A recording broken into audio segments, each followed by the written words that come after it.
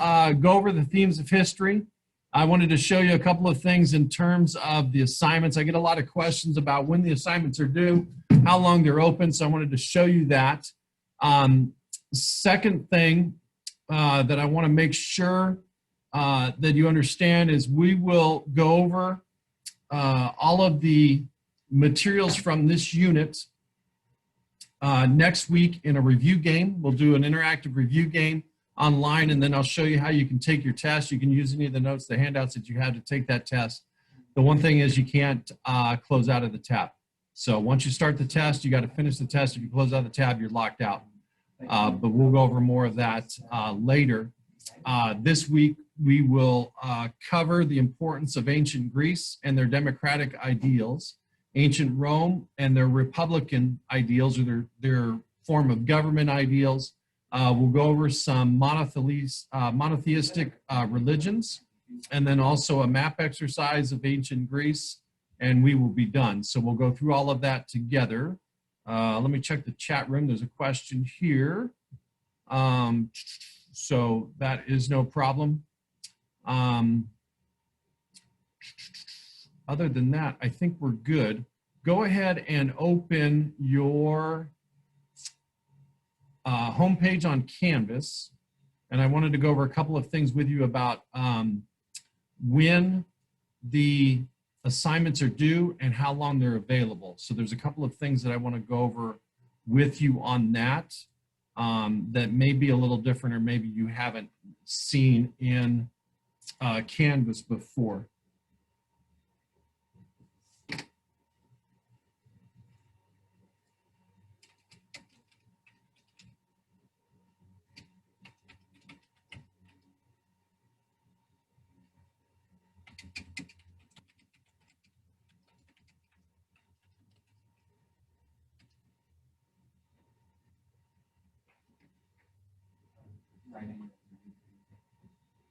Benny, how's that phone working out for you?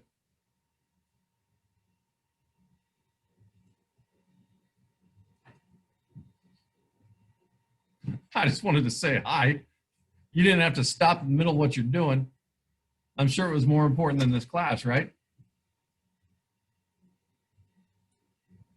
Okay, so a couple of things, because I've gotten this question more than once. So one of the things that you want to check in Canvas, and of course, when you go to your courses, right, you're going to have a list of all of your courses, right? Something similar to probably a list of 4 other courses besides mine. But when you log in, if you look on the right-hand side, you have a bunch of notifications. And if you noticed on Friday, Module 3 came up, and you could look through Module 3. Also, this morning, as well as Friday afternoon, Aries updated. So your grade in Aries and Canvas should be updated. You can check your progress there. But one of the things that I wanted to show you is if you click on assignments, right? And there's a couple of things I want to show you. So even what we did the first week, right? Canvas and school email, that was due technically, right? August 21st at 3:15, which was that first Friday through school. But if you see, it's still available. So even though there's due dates and those due dates have been put in, they are still available. These assignments here, you can see some are available until September 8th. The assignments that we have are still available to you. I have to put a due date into the assignment creation, or it won't let me post the assignment. So the only time that we're going to come up against a deadline is going to be at the end of the quarter. So with everything that's going on, I had 2 people that all of a sudden their charger isn't working. They had to go buy a new charger, what have you. The only hard due dates we're going to have is when we approach the end of the quarter, right? The end of the 6 weeks. So when we get to the end of the 6 weeks, grades obviously got to be turned in. You're going to have an updated grade. That's when we'll start getting into things that you worry. But if you were, say, for example, unable to finish the themes of history, you can still go do that. It's still available to you, and you should be set. Even on TCI. So if you went to student login on TCI, Let me get to that and I'll show you that. So student sign in on TCI. Let me log out of my teacher account. All right, cool, thanks. Yeah. So remember TCI, you're going to use my JGrok. Use this. Right? Even though the themes of history, right? That themes of history was due yesterday, the 31st at 3:15. But if you click into this and you go to the themes of history, it was the introduction, right? If you look here, it's still available. You still have the turn-in selection. So even though it was due then, right, I have a button I can select and it says don't adhere to the due date. We won't need to worry about that till then. So that is something that I wanted to share with you and make sure that you understand. Does anybody have any questions on that? Right, so your assignments are available. It won't be until we get closer to the end of the quarter. And I would imagine the end of the first quarter, I haven't looked at a school schedule, but this is week 3, 4, 5, 6. I would imagine the end of September, the 25th, is probably when we're looking at a hard due date. But as we get closer, I'll share that with you. All right, any questions on that? So a couple of things that I want to share with you. When we look at your homepage, if you go to modules, all right, if you go to modules, again, everything that we've done in a week or everything that we need to do in a week is in one location. So this is what we did last week. We focused on the 5 themes of history, right? The economic, the political, the cultural, the human environment interaction, social interactions. Those were all of our focus there. As I said, this week we're going to take a look at ancient Greece and ancient Rome. And these are going to be important because ancient Greece, we get a lot of our democratic ideals, the ideas of democracy here in this election year. Ancient Rome, we get a lot of ideas about a republican form of government, and we have a representative form of democracy. These republican ideals where you elect somebody to make decisions for you on a day-to-day basis has its origins in ancient Rome. So we'll go through the 5 themes again real quick. We'll talk about ancient Greece and ancient Rome. We'll talk about 4 forms of government that you start to see during this time. The rise of monotheistic religions, where basically there's a belief in one God, right? Instead of the ancient idea of many gods. There'll be a classwork assignment in terms of a map of ancient Greece locations, and then 2 homework in terms of forms of government and religions that you'll be able to do. And so we'll show you how to do that. So make sure that you are in your Canvas, and we'll get you set up on that.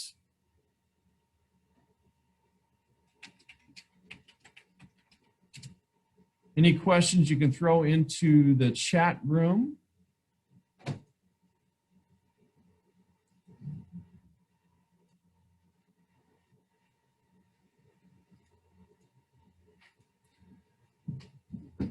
Again, now, once you get in that module, remember, right, there'll be an overview, the first thing, right? So the first thing is going to be an overview. We'll review the themes of history, talk about the democratic principles from ancient Rome, the republic ideals from, or democratic principles from ancient Greece, the republic ideals of ancient Rome.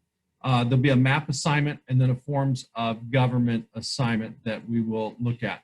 Once you go through that model, if you just click through next, we focused last week almost entirely on this idea of themes of history. Things that we can study will fit in one of these 5 areas: the cultural interaction of different cultures, the economic structures of a particular society, the way that humans and the way the environment interact together, political structures, right? Democracy, communism, monarchies, oligarchies. What is the political structure of a society? And then social structures, right? Social classes.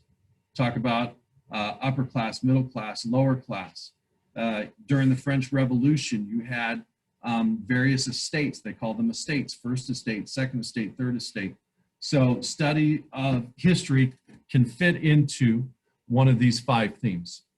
And that's what you were supposed to do as an assignment between, was categorize these 5 statements in TCI, right, into which category, right? So these 5 statements, these 5 sentences, right, categorize that there. That's what you were to turn in. That's still open if you hadn't had a chance to do that or didn't finish that.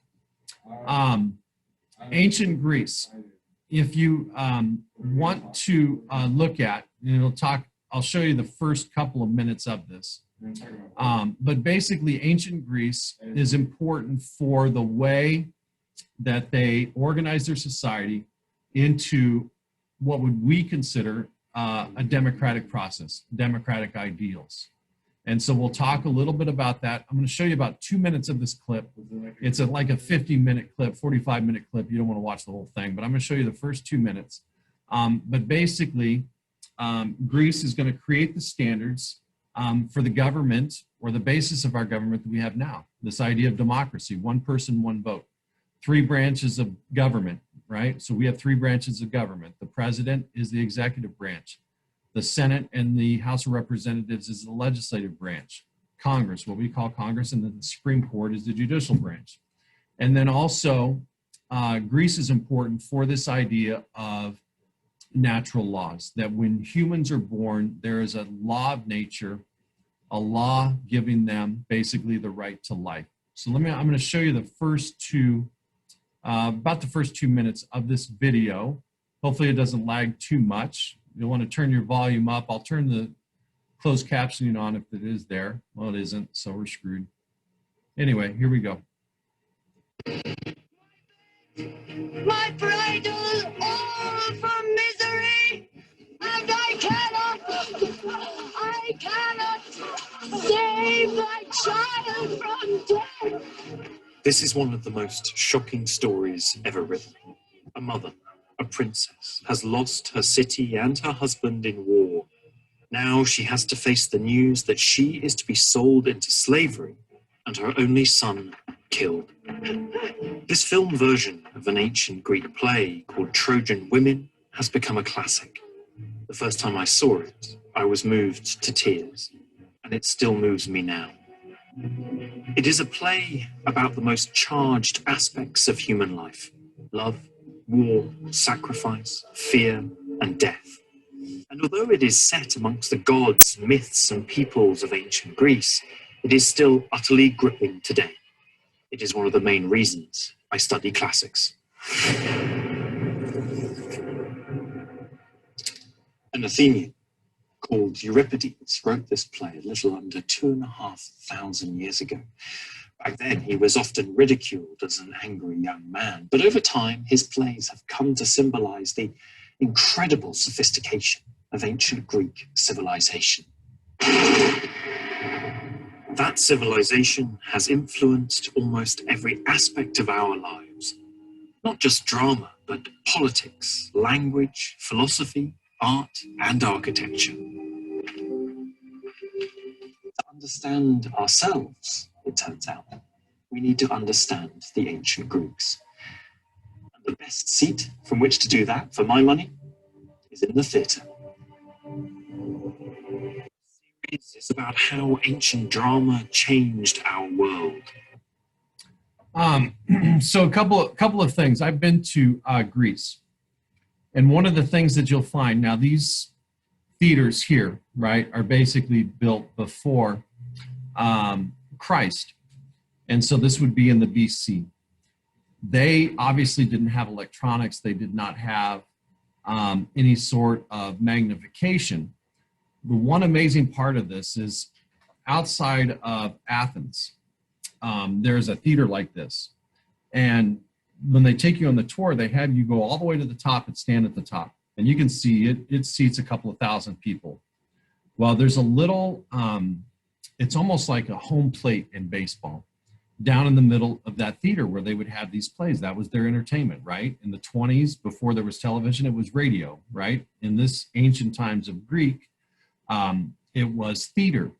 And our tour guide would take a little coin and basically drop it from waist high, and it would land on this little spot right in the center of that circle that you see there in the video, and you could hear it like it was right next to you. The acoustics and how they designed that architecturally was absolutely amazing, right? And so, you know, a lot of people talk about Greek architecture and things that go on, but one of the things that you want to realize is just how advanced, really, for the times that would be, how advanced we would think that is. So Greece is important, especially to the United States, for a couple of reasons. But the biggest reason is the way that they set up what we consider democracy. So one of the things that Americans are very proud of and seem to treasure is this idea of democracy, that we have democracy, that it's one person, one vote. Anybody, right, could become president of the United States. Anybody could become a congressperson. Just depends on what you wanted to do. So ancient Greece back in the early days was established and basically organized in one of four types of governments. So they had what was called city-states, where large areas, and you'll see this on the map, large areas were basically controlled by a center city. Athens was the largest of the city-states, right? Because it's right on the Mediterranean Sea, and it was a trade route. All adult males were citizens. So the idea of citizenship comes about from Greece, that you are a citizen of a country. Slavery was ended based on debt. And what it did was create four levels of citizenship based on wealth. So here's your social structure, right? We've talked about themes of history in terms of social structure. This would be an example of social structure. So Solon created four levels of citizenship based on wealth. Three highest levels could all hold office. Now, obviously, had to be male.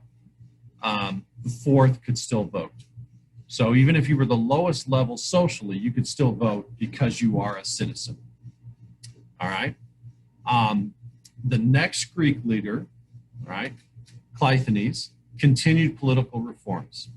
Full democracy by reorganizing the assembly. All citizens submit laws for debate. Then there was a council of 500. So if you were male, you could submit laws. They had a box. You would put your suggestions in the box, similar to what they had in ancient Italy.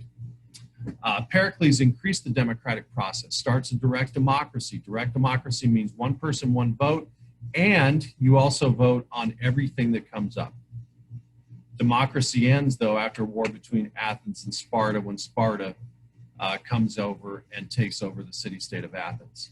So you have a constant increase in democratic ideals, right? Greece had a belief in intelligence and the power of reason, right? So Socrates is famous for the way he questions students to think.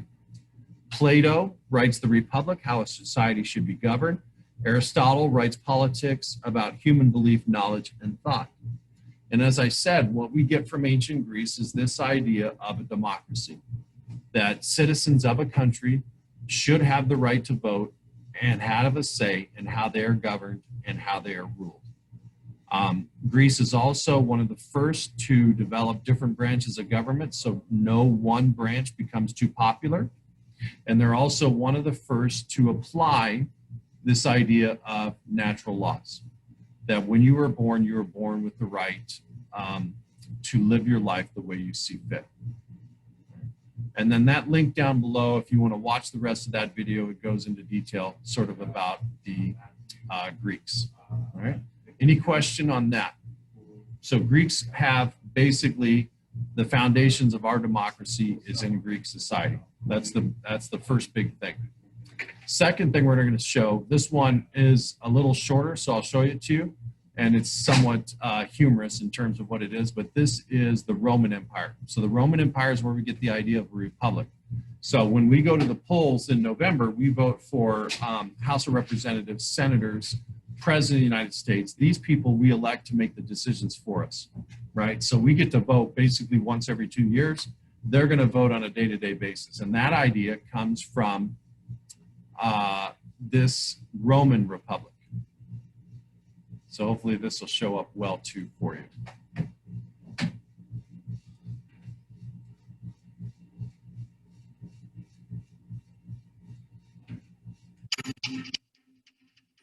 Here are the letters the Romans gave us. And here are the countries whose languages derive from Latin. Today they cover half the world. As for the ancient Romans, the boundaries of their state encompassed their entire civilization. The Roman peace, or Pax Romana, serves as the first example of globalization. Let's take a walk across 12 centuries of the Roman history. And yes, those numerals are also a Roman legacy.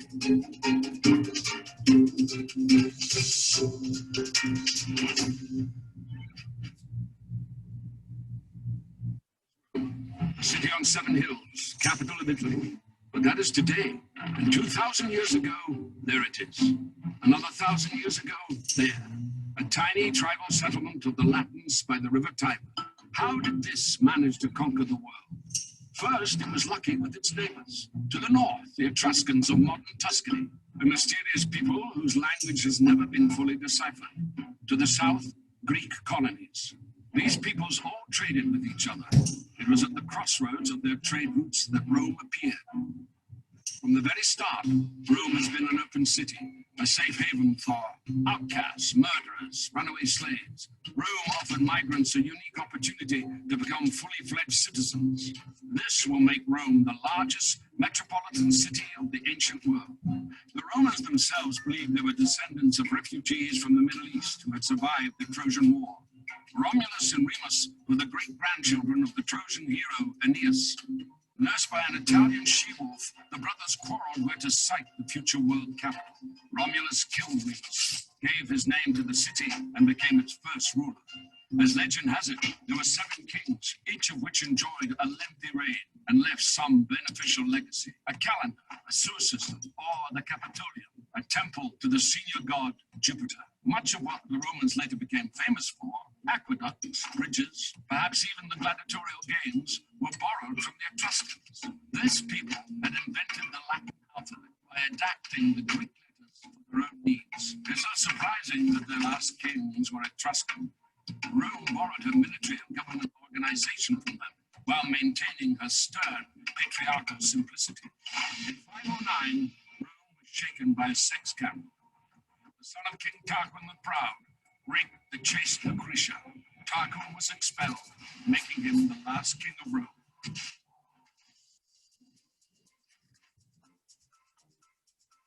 The Romans decided to prevent any such concentration of power ever again. From 509 onwards, they elected 2 consuls to serve a year apiece instead of a monarch. The consuls were controlled by the Senate. This consisted of 300 fathers, patres in Latin, hence the term patricians. Those not so lucky to be born into the right families joined the plebs. Even if they were as rich as patricians, they were not entitled to take up positions in the state. It is in the 200-year struggle for these rights that the Republic, literally meaning public faith, will be formed. The plebeians would make up the backbone of the army, and to have their own way, they would threaten the fledgling state with emigration to a neighboring hill. Each time, the scared patricians caved in, introducing, for instance, the special position of a representative or tribune of the plebeians. These had the right to veto any decisions of the consuls. One of the main achievements of this war was the publication of the first written laws. By 287 BC, the plebeians had achieved complete equality of rights with patricians. The unity of Rome found its best expression in the formula Senatus Populusque Romanus, the Senate of the Roman people, which still adorns the manhole covers in Rome.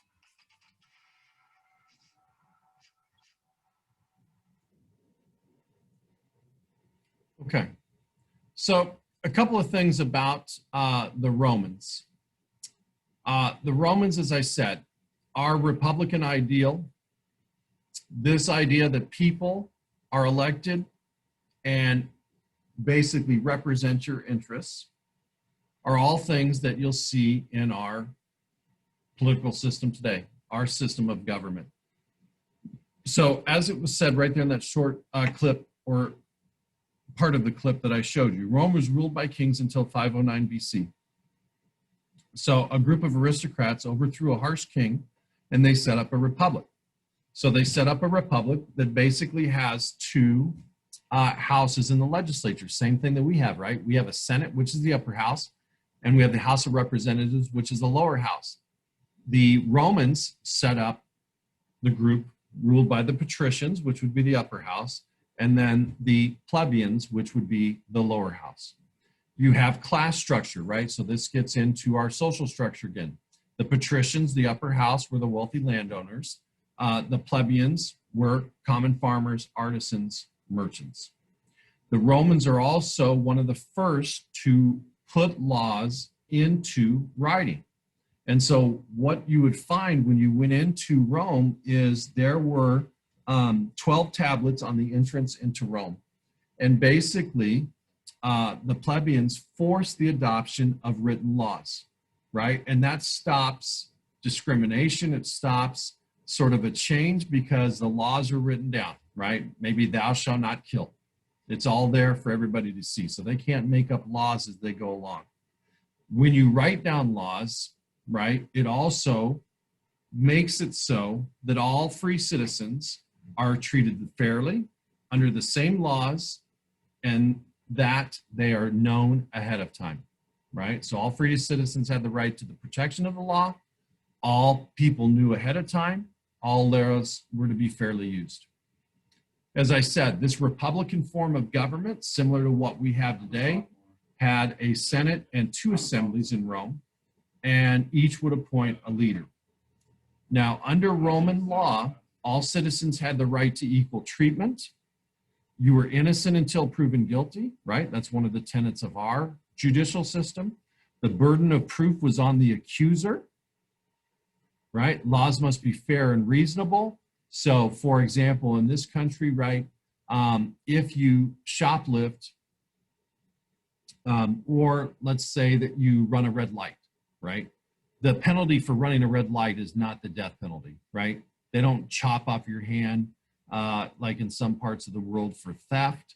So laws in Rome had to be fair, had to be reasonable, and the laws had to be written down. And that's where the 12 tablets came in.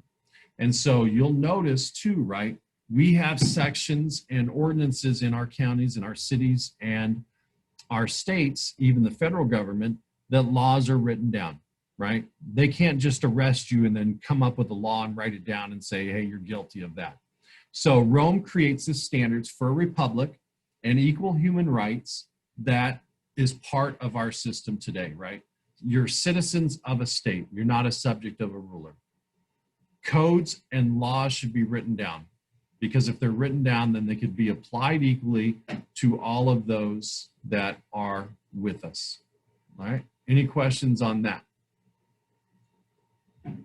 Okay. So if we click next out of there, right, I'm going to get it to forms of government. And this is pretty self-explanatory. Let me show you this. It's also in your Canvas. But basically, during this time, you're going to find 4 types of government. Let me move this out of the way. So you'll find 4 types of government during this early time, right? Monarchies, aristocracies, oligarchies, and direct democracy, right? Your direct democracy is going to come from, obviously, ancient Greece. Your monarchy is what Rome used to be, and monarchies are going to be very prevalent all the way through till about, I would say, 1860, 1870. Generally a state ruled by a king or a queen. Rule is hereditary, means it goes from king at this time or queen to the eldest son or daughter. Some rulers claim divine right. Divine right is a thought process that goes back to ancient China, really, where divine right, God has given you the power, right? God has given you the wisdom to rule. An aristocracy is a state ruled by nobility. Rule is hereditary and based on family ties, social rank, and wealth. Social status and wealth supports the ruler's authority. That is somewhat based on, right, this idea of Rome. Rome would almost be an aristocracy with the patricians and their upper class. An oligarchy is a state ruled by a small group of citizens, rules based on wealth or ability, and generally the ruling group controls the military. These would be your fascist states like Germany and Italy in World War II. I feel like a couple other examples that we can go through. And then, as we've said, Athens, Greece, ancient Greece, you have a direct democracy, right? The state is ruled by its citizens. Rule is based on citizenship. The majority rule decides the vote. So you can see the basis from where we get our ideals from there. All right. Last thing that I want to cover with you real quick is this idea of monotheistic religions. Monotheistic religions are a change from before, where belief in many gods was common, around the time of the last portion of the BC and into the years of Christ. Even 600 years after that, with the rise of Islam, you're going to see a number of, and I'll open this up so it'll be bigger, you'll see a number of people start to believe in monotheistic religions, right? Polytheistic is many gods, monotheistic is one. And so what you'll have during this time period, and you see this sort of ancient Rome, they start to move away from many gods. The first monotheistic religion on a wide scale is going to be Judaism, right? Based on the first five books of the Hebrew Bible, which is known as the Torah. Main points of that religion is belief in one God, right? Talked about morality, doing the right thing, and then obviously the 10 Commandments. Jesus Christ, right? Christianity, teachings of the New Testament, right? Matthew, Mark, Luke, and was it Paul? With the Fourth Testament? I should remember that. I'm drawing a blank. Long day. Jesus claimed to be the Son of God, right? Crucified by the Romans. Said from his followers and his believers, right, that he rose after 3 days. His followers spread the religion after his death throughout the Roman Empire. And his first disciple, or one of his disciples, Peter, becomes the first pope or leader of the Catholic Church, which is a direct descendant of that. And then about 600 years after that is Islam. This is based on the teachings of the Prophet Muhammad. Dignity of all human beings in the Holy Book is known as, right, the Quran. Followers are known as Muslims. They're offered charity to those in needs. And they're required to make one pilgrimage to the Holy Land in their lifetime. So the importance of monotheistic religions is the duty of the individual and the community to combat oppression. The worth of the individual and the equality before God makes people and individuals important instead of the leaders, right? These are days, these ideas help with democratic ideals and what is going on in terms of democracy. So that's why those religions are important. All right. So now when we get to these ideals, right? So 3 big ideas today. Ancient Greece is the foundation of democratic ideals in our society. Rome is basically the foundation of how our government and political system is set up. 3 branches of government. We elect people to make decisions for us. And then the basically importance of this switch from people seeing many gods in the world to this belief in one God, right? Adding credence to the value of individuals. Individuals are the most important. There will be 3 assignments that you submit. This one should be easy for you to finish with the remaining time we have in the period. It's just a map of ancient Greece and the city-states that you have here. So you can see Athens was the largest city-state in Greece because of its location here on the Mediterranean. City-state of Sparta was a little bit inland and a little bit more aggressive militarily. But basically, you're going to take these identifications here and you're going to type them, all right, using exactly how they appear here into 1, 2. So 1 obviously is Macedonia, right? So Macedonia is labeled right there. It's right there on the map. You'll put that in on 1 and then you'll submit that. That's on Go Formative, right? So if you click on that Go Formative link, it'll be there. You can see I spread out the map as we move through so that you don't have to scroll up so many times. When you are done with that, the 2 things that you'll do before we convene next Tuesday is forms of government is also in Go Formative. And so here is your major forms of government. You're going to put in 3 highlights for each form of government down below, and you'll hit submit there. And then for religions, if you click on this, it's going to take you to the first of 3 units you'll do. So this is the unit on Judaism, talking about monotheism, right? And there will be questions to answer down at the bottom. When you're done with that, you'll go to Christianity, which is section 2. So same thing, I'm going to talk about Christianity, the birth of Christ, its influence, right? So origins, beliefs, and influence. You'll submit that. And then the last one is Islam. Almost 600 years after Christ, Muhammad and its prophet, talking about what Muslims believe in and the spread of Islam throughout the area. And then you have your origins, beliefs, and spread there. So the map you'll want to finish with your remaining time between now and 3:10 and submit that. That is on Go Formative. Your forms of government, right, is also on Go Formative. And then your last assignment that you'll do before next Tuesday is on TCI and is available there. All right.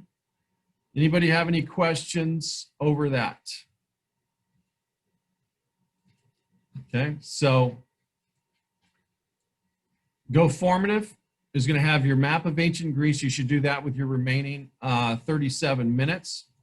Forms of government and your TCI, all from here, right? And this is in your module, will be what you are required to do. So ancient Greece, the map you'll want to do right now and submit that through Go Formative. This here, if you click on this, this will be forms of government in Go Formative. And then this will be TCI here, and you'll submit that before next Tuesday. So if you have questions, you can hang on, but that's what we needed to get done today, and that's what you need to have done before next Tuesday. As I said, Monday the 7th is a holiday, Labor Day, so there will be no office hours that day. The 8th, we will do an interactive review game together, putting everything in this unit together, getting ready for your assessment.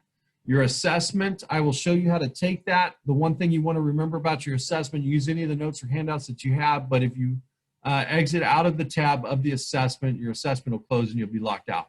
So I'll stay here if you have any questions or need any help.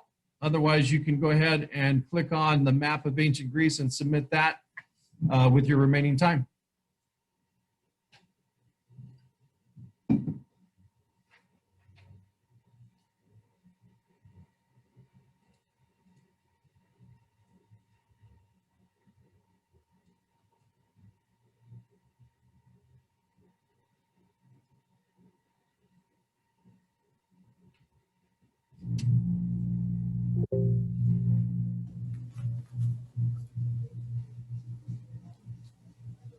Mr. Brack. Yes. On Aries, it says that my themes of history is missing, but I turned it in Sunday night. Okay, so let me check. Hold on. Let me log out of. I can check right now.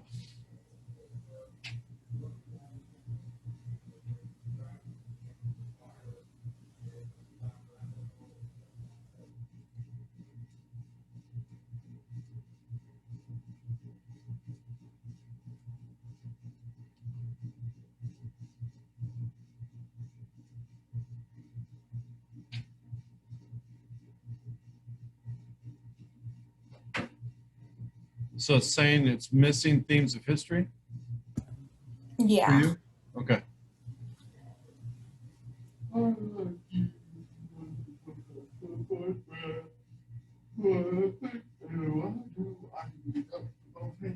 Oops, I need grades. Yeah, grade 6.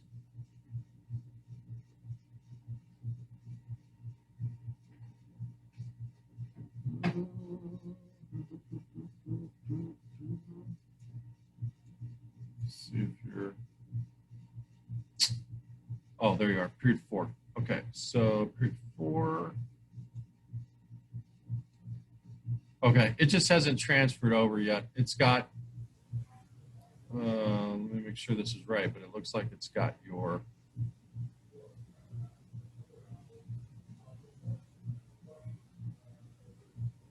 Yep, it's got them in there. So I answered 1 through 5. Got them all there. Okay, so I'll make sure. Thank you. Yep, you bet.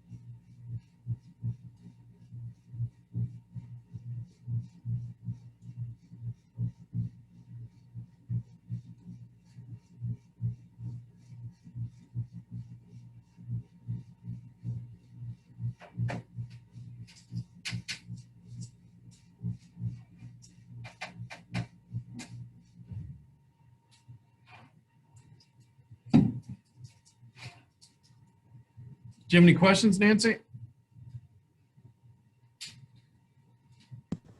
No, I'm fine. Okay. We'll see you next week. Okay, bye. Bye-bye.